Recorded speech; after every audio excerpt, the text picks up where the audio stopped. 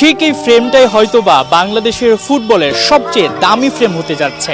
ঠিক এই ফ্রেমের ফুটবলাররাই হয়তোবা বাংলাদেশের ফুটবলের তারা হতে যাচ্ছে।